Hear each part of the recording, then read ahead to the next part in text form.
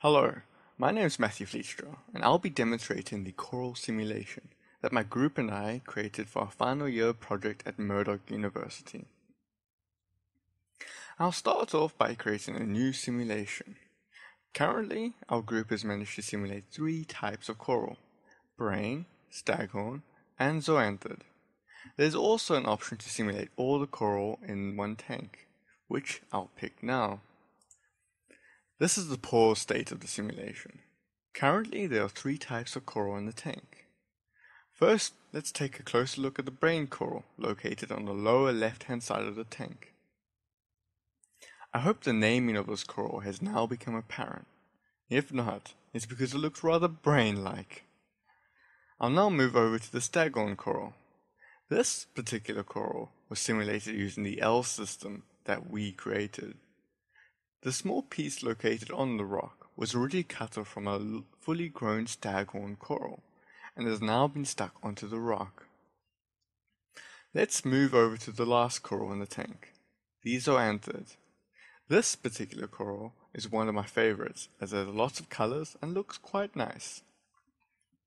Now, I'll move back to the original viewport and start the simulation. As you can see, the tank has come alive. The wave makers have started turning, the bubbles have started going up, and the fish has started swimming around. His name's Bob, by the way, and he's a clownfish that really likes coral. Now, I'll just zoom into the staghorn coral and observe how much it's grown since we last left it. As you can see, the staghorn coral hasn't grown much. This is because we're in real time, and coral grow approximately 10 to 50 centimeters per year. Fortunately, the simulation provides the functionality to speed up time. After I speed up the simulation, notice how the fish, plants, wave makers, water, and bubbles aren't affected. This is because they're outside of the simulation.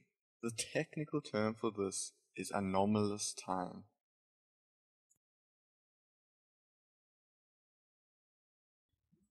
There we go.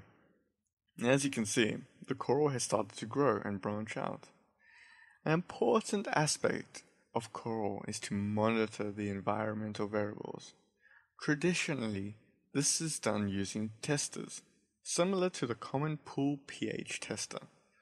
However, for ease of use, the simulation provides an environmental variables window to easily monitor and change these variables. As you can see, the ammonia level is rapidly increasing. It's important to keep the ammonia in check, otherwise we'll kill the coral and any other living organisms in the tank. One way of doing this is by performing a water change. Keep your eye on the ammonia level when I do a water change. Water changes are usually done on a weekly to monthly basis and are an effective way of balancing out chemicals in the tank.